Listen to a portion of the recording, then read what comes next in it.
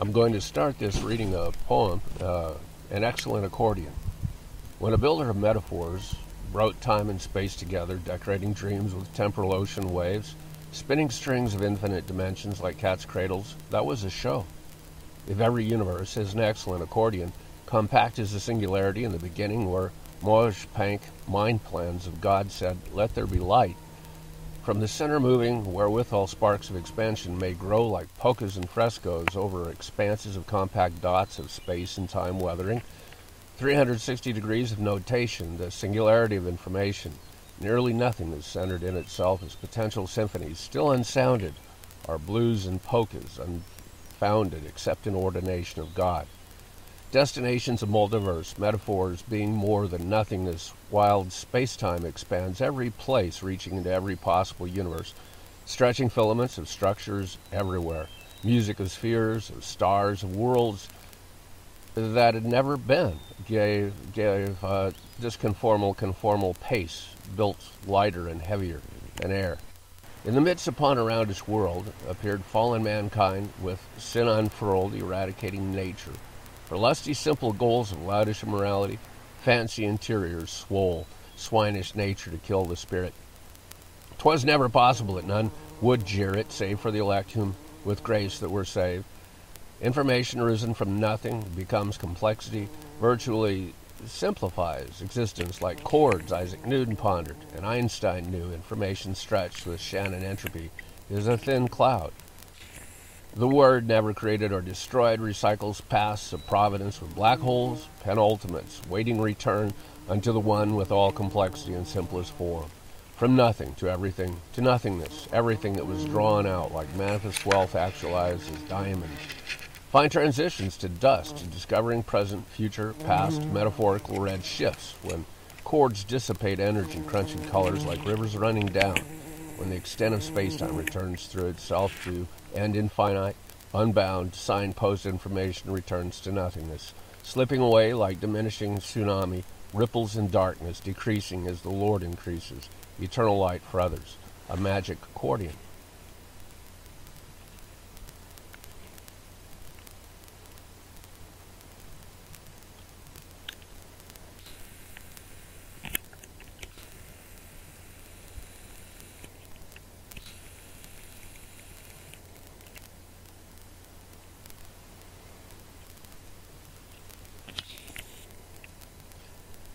I would like to credit God with being able to travel the speed of light, since he made all of the energy in mass.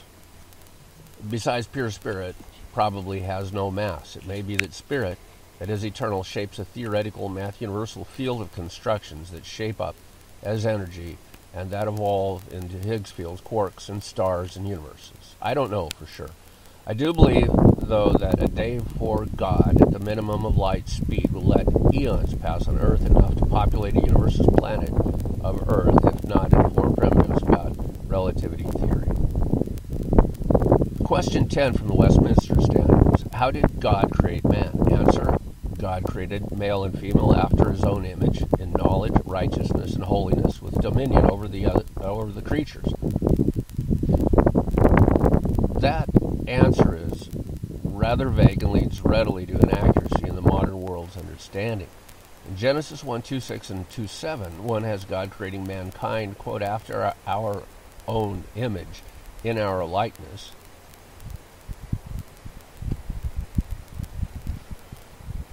Nothing is written about knowledge, righteousness, and holiness. Those are inferences made, probably correctly, by the Westminster Presbyterians of the Long Parliament that were probably made in respect of God, yet they are plainly in error by omission and possibly by commission, interpolating a vapor of assumption as doctrine. That is, it's easy to misunderstand what knowledge is and righteousness and holiness in that context. The very terms can mean different things. They probably had some, but plainly not that equal to God. The Presbyterian authors of the Westminster Short Catechism might also have misunderstood the order of creation and relationship between mankind and Adam and Eve.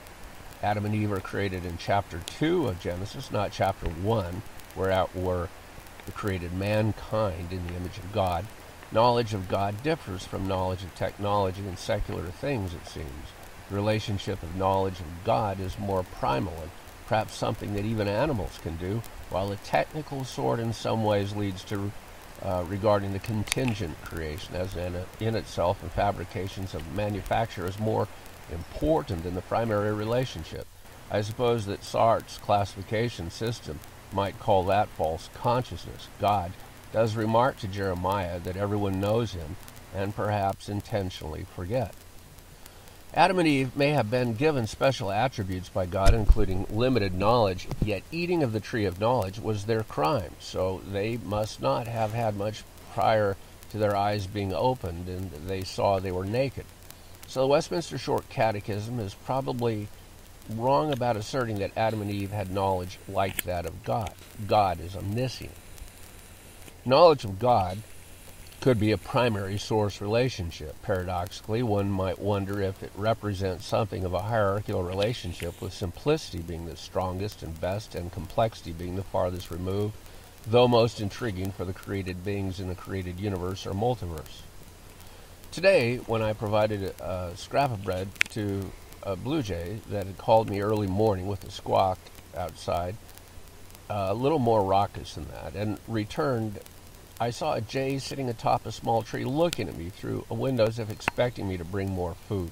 It made me think about the fact that blue jays and their cousins magpies are some of the smartest birds, just behind ravens in intellectual prowess. I thus speculated that given maybe 2 or 3 million years, they might increase their brain size to human levels of sentience if they evolved absolutely perfectly. And then they too could consider some of the destruction of environment such as human beings use, whether it should be done or not. Perfect direct evolutionary paths don't happen without directed evolution, though. In the case of blue jays, if humanity didn't destroy the environmental health and allowed the birds a few million years to evolve, it is probable that some environmental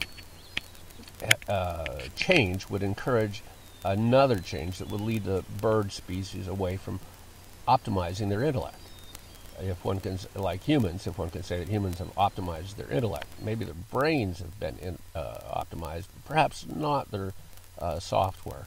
Consider, though, that the brain size of innumerable species increases on Earth over time. The value of a functioning brain is quite high, although some people have also pointed out the disadvantages. Jays would have innumerable physiological changes that would slowly morph them into something else besides large-brained birds. Although it may be that Earth environmental conditions predetermine evolutionary paths along a few lines from swimming to flying and walking on land, regardless of how or where the species first arose. Seals and whales were land mammals before adapting with sea lions to water and developed more like fish, with fin characteristics over a long time. Birds may have been little reptiles that learned to fly long ago. A photo I took of a sparrowhawk doesn't make its head and neck seem rather snakish. Oh well, of the dozens of human primate species that existed, humanity may have killed off most of the ones that survived until humanity became like more humans 200,000, 300,000 years ago, like modern humans.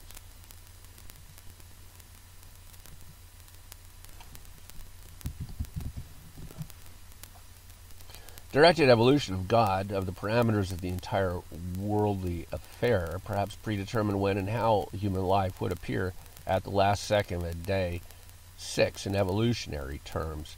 As Dr. Gerstner pointed out in his lectures on the Westminster Standards,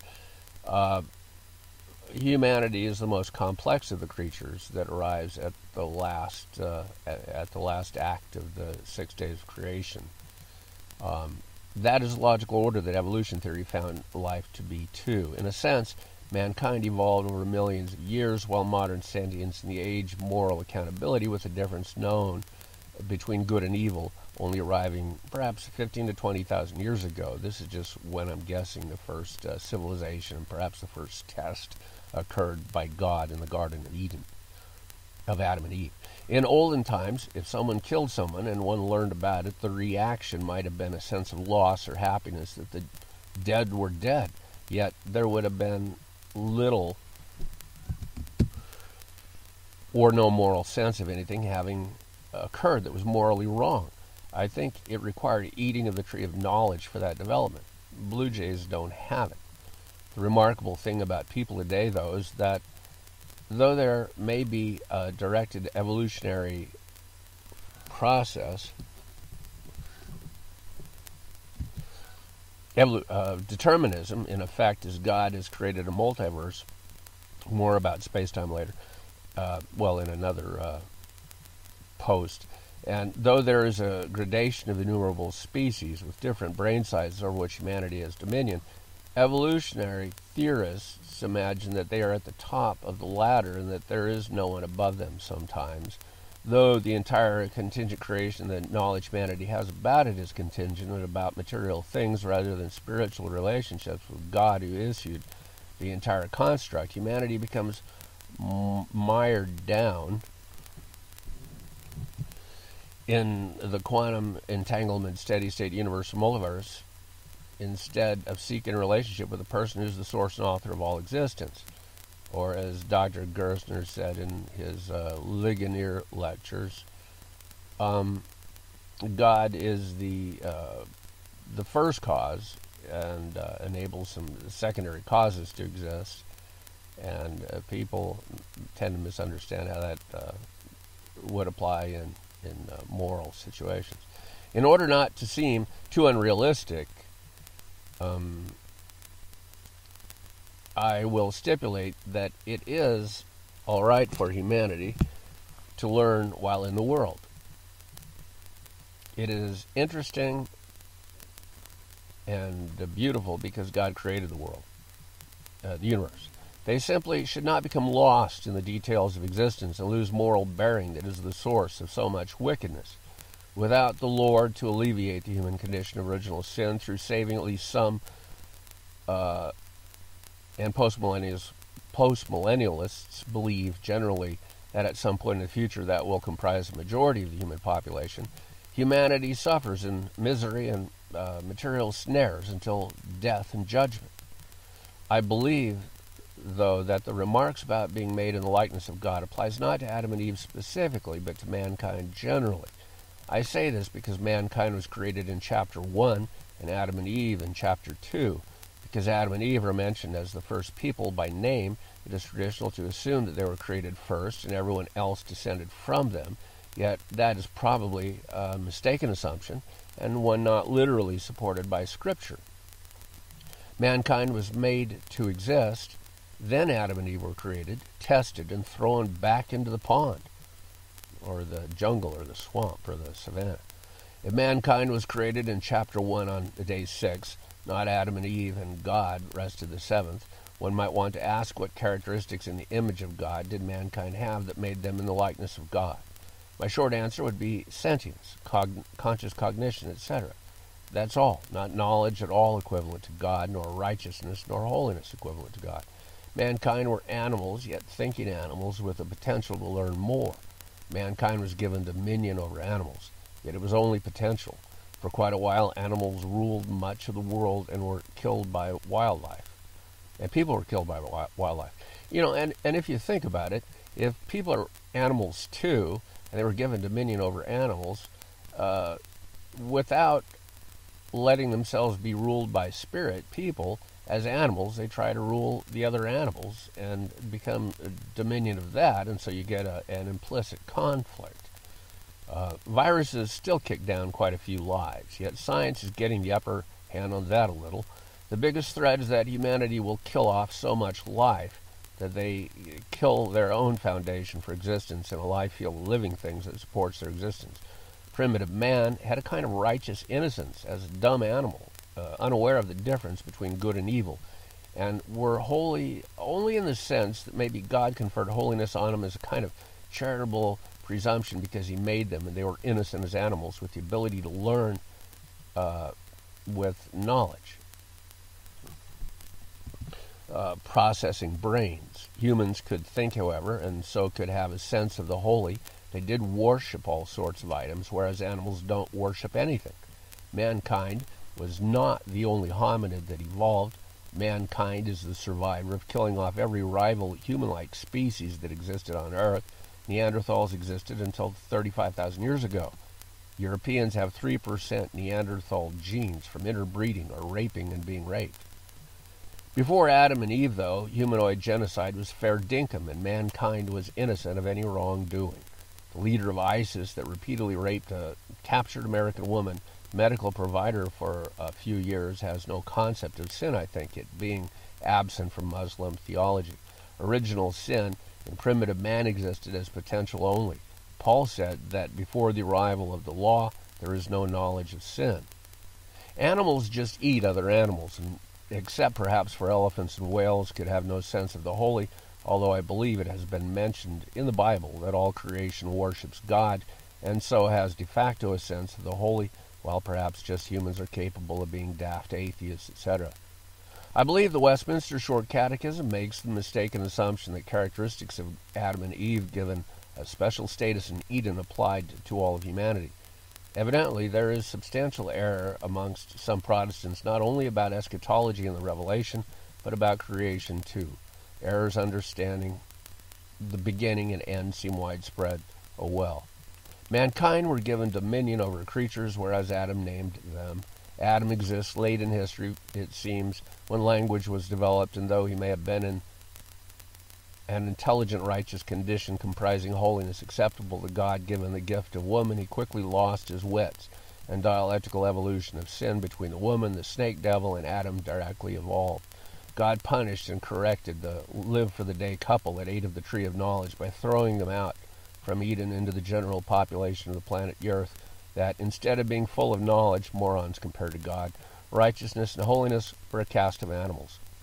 After God had evolved mankind to the point that they developed language skills and they had a modern-style cerebellum, and illustrate a point not in the Bible, obviously, he created Adam and Eve where they failed and were cast out.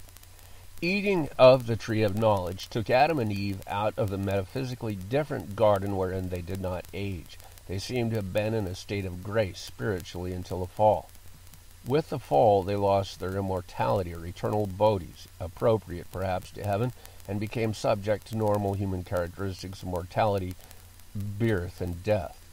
Those are characteristics of all life in a temporal universe. Life exists by eating other life and adding new energy to itself. There is no morality in that state of animal innocence before they learn the difference between good and evil.